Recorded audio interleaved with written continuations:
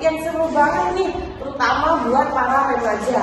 Infeksi menular seksual atau yang sering disebut dengan IMS. Banyak yang masih tabu membicarakan hal ini. Padahal pengetahuan IMS itu penting supaya kita bisa melindungi diri dari orang lain.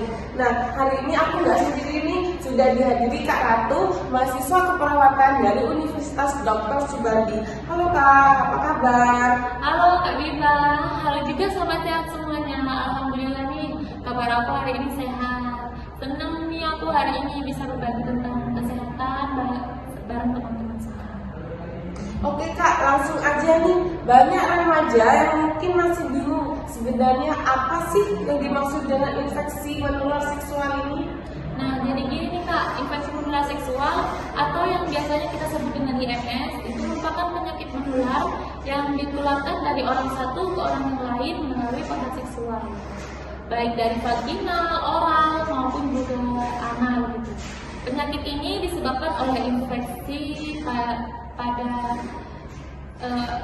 bakteri, parasit, dan juga virus gitu. Contohnya seperti chlamydia, gonore, syphilis, herpes genital, dan juga HIV. Tapi ada beberapa masalah nih Kak. Zaman sekarang ini orang-orang tuh udah tahu ya kalau udah terkena infeksi melalui gejala-gejala yang mereka ketahui. Tetapi juga ada yang udah terinfeksi IMS tapi mereka tidak tahu kalau mereka sudah terinfeksi karena memang ada beberapa jenis IMS ini yang tidak memiliki gejala. Jadi bisa aja seseorang terlihat sehat tetapi sudah terinfeksi IMS ini ya Kak? Iya, bisa juga. Betul sekali, karena memang kenapa nih kok nggak tahu, karena memang ada beberapa yang tidak memiliki gejala kayak aku omongin tadi ya. Nah itu kenapa pentingnya buat kita mengetahui apa sih IMS itu dan juga bagaimana sih resiko-resikonya gitu Kak. Nah Kak, kenapa remaja justru termasuk kelompok yang rentan terkena IMS ini?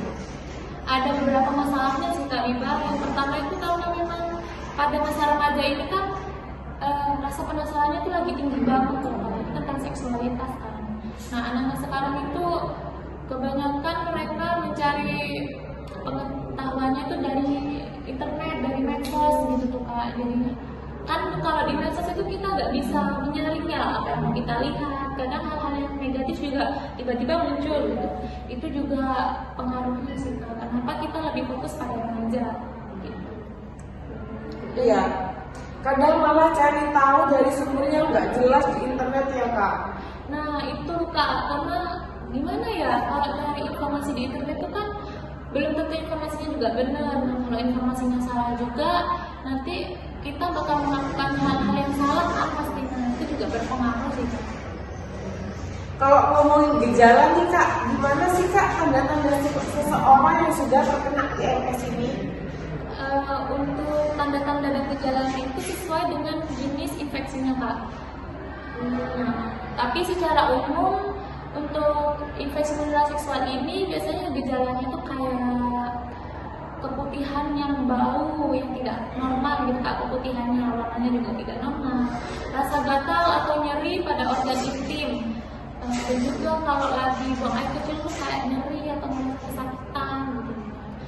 Dan juga biasanya ditandai dengan adanya kemerahan atau ruam atau juga bisa jadi gatal pada bagian organ intimnya gitu kan. Kalau nggak segera diobati, IMS ini dapat memicu komplikasi serius loh Kak. Misalnya pada wanita itu dapat menyebabkan kemandulan dan juga infeksi pada panggungnya. Untuk laki-laki biasanya itu dapat berpengaruh bagi kesuburannya. Tapi juga ada beberapa jenisnya IMS ini yang sangat mengancam, kayak seperti contoh HIV gitu. Wah, dampaknya serius banget ya Kak. Kalau begitu gimana sih cara remaja bisa melindungi dari IMS ini Kak? Yang paling utama itu edukasi sih Kak, karena pengetahuan itu penting banget apalagi tentang kesehatan reproduksi dan juga resiko-resiko dari IMS. Selain itu yang paling penting juga sih ini Kak, pemeriksaan secara rutin. Oke, terima kasih banyak ya Kak Ratu atas penjelasannya yang super lengkap dan mudah dipahami. Nah, buat sobat sehat, semoga setelah mendengarkan episode ini kita bisa mulai jadi lebih sadar pentingnya pengetahuan tentang infeksi menular seksual, terutama di masa remaja. Ingat, menjaga diri itu bentuk kasih sayang terhadap diri sendiri. Nah, oke teman-teman, sampai jumpa di episode selanjutnya. Jangan lupa follow and share podcast ini supaya makin banyak yang tahu.